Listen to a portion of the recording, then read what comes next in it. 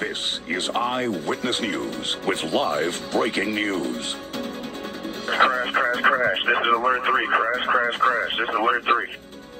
We begin with Eyewitness News at 11 o'clock. A catastrophe in the sky. An American Airlines regional jet collides with a military helicopter near Reagan National Airport in Washington, D.C. An EarthCam webcam capturing the moment the passenger jet carrying 60 people plus its crew crashes with a U.S. Army Black Hawk helicopter. Here's a live look right now. A frantic multi-agency search and rescue operation happening right now. So far, though, no survivors have been found. Teams of investigators from the FAA and the NTSB are already on the scene, beginning the process of asking how this could happen. A news conference with new information wrapping up just a short time ago. Eyewitness News reporter Michelle Fisher begins our coverage with the breaking new details. Michelle.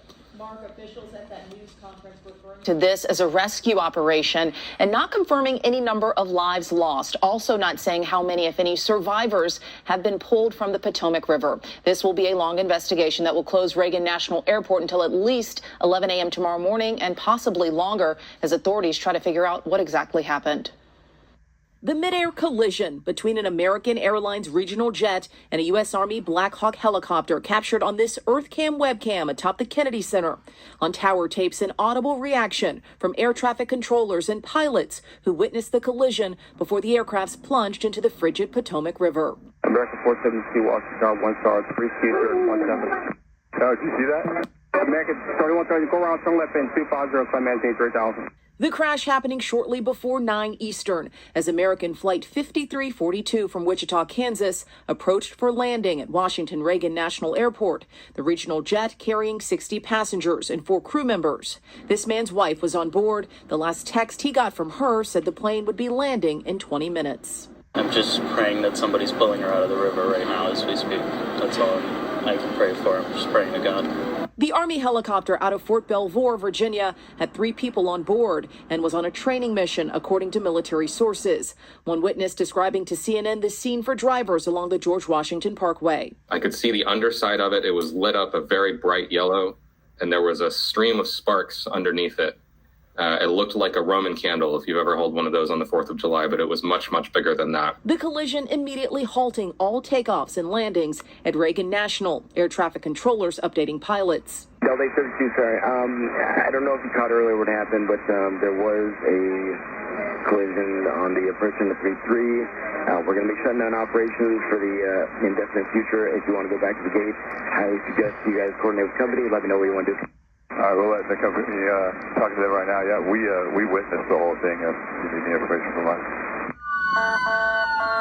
On the ground, a massive search and rescue operation in the Potomac River stretched into the early morning hours with divers, firefighters, and EMS. At 8:58, the first units arrived on the scene and found an aircraft in the water and began rescue operations. This incident has grown. There's currently about 300 responders working, so it's a highly complex operation. The conditions out there are extremely rough for the responders. The NTSB now leading an investigation to determine what caused the mid-air collision. We're cooperating fully with the National Transportation Safety Board in its investigation and will continue to provide all the information we can.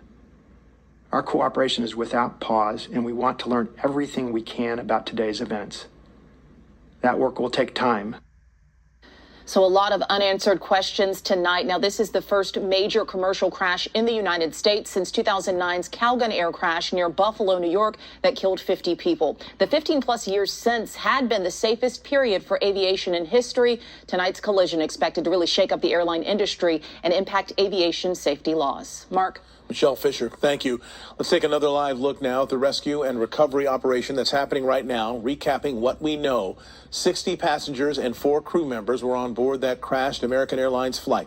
Military leaders confirmed the helicopter involved in tonight's collision was a U.S. Army Black Hawk helicopter on a training flight. There were 3 Army soldiers on board that crashed Black Hawk helicopter. While we do not have an official number of casualties so far, there are no reports of survivors. Stay with Eyewitness News for continuing coverage of this tragic plane crash in Washington, D.C. Look for updates as we get them on air, online, and on the ABC7 Los Angeles app. We have some important news to get to here at home as well, as Southern California is on the road to recovery from this month's devastating fires. Tonight, mounting concerns over the EPA's debris processing site for the Eaton